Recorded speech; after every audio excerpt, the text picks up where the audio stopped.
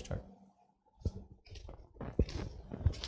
Hello students, good morning. Online class में आपका स्वागत है। देखिए हम चैप्टर नंबर 3 पढ़ रहे हैं।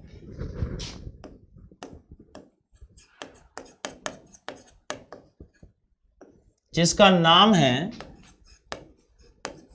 वनस्पति जगत। इसमें हम पादपों के विभिन्न वर्गों के बारे में पढ़ रहे हैं,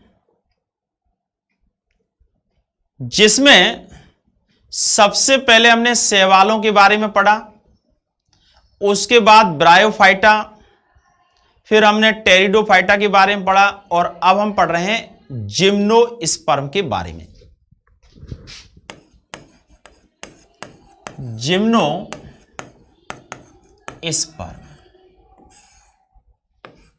इनको हम अनावृत बीजी पादप या इनको हम कह सकते हैं नग्न बीजी पादप, नग्न बीजी पादप कहते हैं। अब देखिए ये जो पादप होते हैं, ये इनके अंदर मैंने कल भी कहा था कि इनके अंदर बीजों की उपस्थिति तो होती है, पर ये बीज जो है वो किसी भी आवरण के द्वारा ढके हुए या घिरे हुए नहीं होते हैं, इसलिए इनको अनावृत बीजी पादप कहा जाता है। ठीक है। और इनका ये जो जिम्नोस्पर्म नाम पड़ा है वो भी इसी आधार पर पड़ा है कि जिम्नोस शब्द होता है एक लैटिन भाषा में जिम्नोस, और जिम्नोस का मतलब होता है नग्न, अर्थात ये इस प्रकार के पादप हैं जिनमें बीज जो है वो नग्न अवस्था में है, इसलिए इनका नाम नग्न बीज भी पड़ा है। और यानी किसी भी प्रकार के आवरण से ये ढके हुए या घिरे हुए नहीं होते हैं।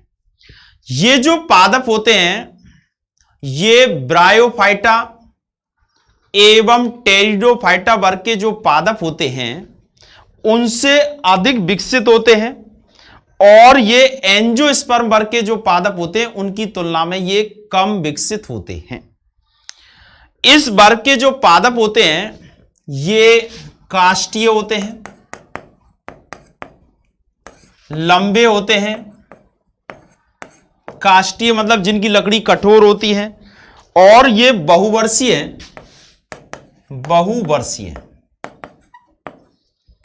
वृक्ष या झाड़ी के रूप में होते हैं। किसके रूप में होते हैं? झाड़ी के रूप में, वृक्ष के रूप में भी हो सकते हैं। और ये जो पादप हैं ये मरुस्थलीय, ये मरुद्भिद प्रकृति के होते हैं, मरुद्भिद प्रकृति के होते हैं। देखिए मरुद्भिद प्रकृति का मतलब होता है ऐसी प्रकृति जो जहां जल की कमी होती है उस कमी वाले स्थान पर भी ये आसानी से रह सकते हैं। क्यों? क्योंकि इनके अंदर इसी प्रकार के गुण पाए जाते हैं, क्योंकि इनकी पत्तियां जो होती हैं वो अधिक तापमान को सहन कर सकती हैं, और तापमान को सहन करने के लिए क्या है कि पत्तियां जो होती हैं, पत्तियां या पत्तियों पर मोटी उपत्वचा एवं रंध्र अंदर की ओर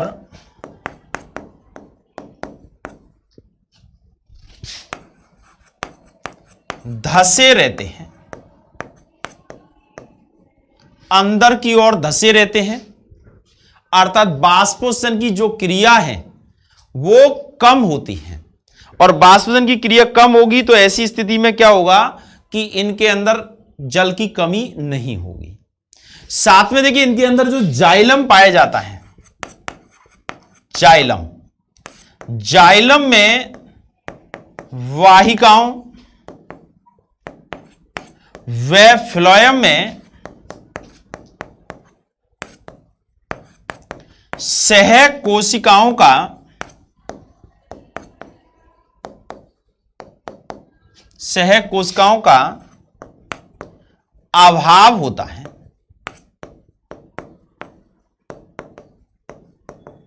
सहकोशिकाओं का क्या होता है? अभाव होता है।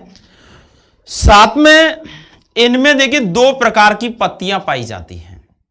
एक तो होती है सामान्य रूप से हरे रंग की पत्तियां जिनमें प्रकाश संश्लेषण की क्रिया होती है, और एक दूसरी पत्तियां इस तरह की होती हैं जिनमें सल्क होते हैं, यानी एक प्रकार से हरे रंग की नहीं होती हैं। भूरे रंग के सल्क जो है वो पर्ण के रूप में ये पाई जाती हैं।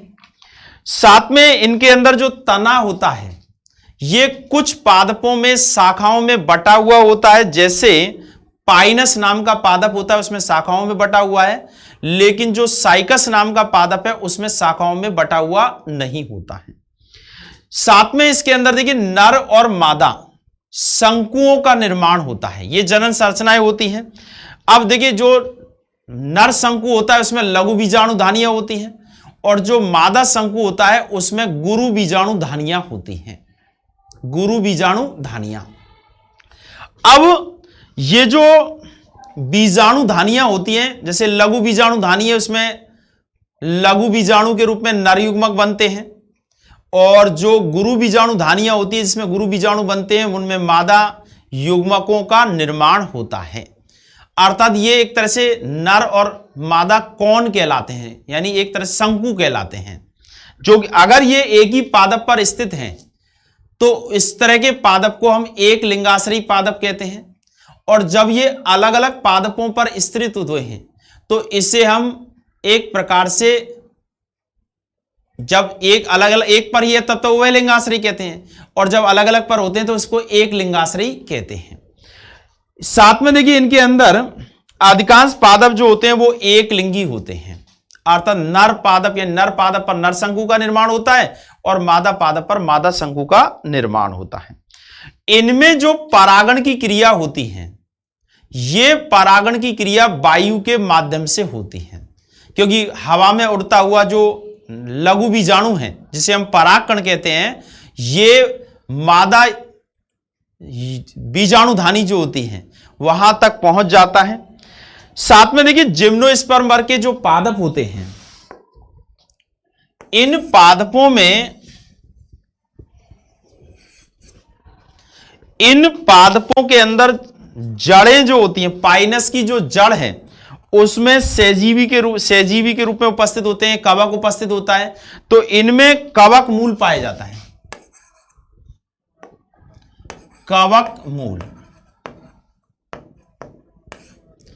कवक मूल की उपस्थिति होती है, और ये जो कवक मूल है इसे माइकोराइजा के नाम से जाना जाता है। जबकि कुछ पादपों में ये नाइट्रोजन का स्त्रीकरण करने वाले जो नीलहरित शैवाल होते हैं उनकी उपस्थिति भी होती है, तो उसको प्रवाल मूल कहते हैं, प्रवाल मूल। तो इनमें तो देखिए जड़ के साथ क्या है, जड़ प्लस कवक,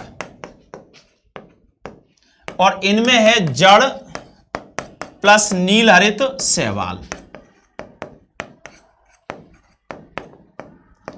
ये नाइट्रोजन का स्त्रीकरण करते हैं और ये जल एवं खनिज लवणों का अवशोषण करने का कार्य कर सकते हैं। तो जिम्नोस्पर्म में जो बीज पत्रों की संख्या होती है वो 2 से 15 तक हो सकती है। अब देखिए इस जिम्नोस्पर्म वर्ग को भी 2 वर्गों में बांटा गया है। एक तो होते हैं साइकेडोफाइटा और दूसरे होते हैं कॉनिफेरोफाइटा, यानी 2 प्रकार के इसमें पाए जाते हैं। तो इस तरह से जिम्नोस्पर्म में ये जो बीजाणुविद संरचना होती है वो अल्पकालिक होती है। मुख्य रूप से इसमें क्या होती है, इसमें बीजाणुविद संरचना मुख्य होती है और युग्मकोद्भिद संरचना जो है वो अल्पकालिक होती है। जिम्नोस्पर्म वर्ग के कई पादप ऐसे होते हैं जिनसे हमको उपयोगी चीजों की प्राप्ति होती है। कई पादप ऐसे जिनसे औषधियां प्राप्त होती हैं। इसके अलावा एक चिलगोजा का नाम सुना होगा, वो भी हमको पाइनस यानी इसी तरह के पादपों से प्राप्त होते हैं। साथ में जो साबूदाने होते हैं, साइकस नाम का पादप होता है, उसके अंदर जो बलकुट वाला भाग होता है उससे साबूदानों की प्राप्ति होती है। तो ये जिम्नोस्पर्म वर्ग के जो पादप होते हैं ये बहुत ही महत्वपूर्ण होते हैं। इनको घरों में या गार्डन में सुंदरता के लिए भी इसको लगाया जाता है। ठीक है, तो इस तरह से हमने आज बात की है किसके बारे में, जिम्नोस्पर्म के बारे में। ठीक है, आज इतना ही, फिर इसके बाद हम कर लेंगे। ओके।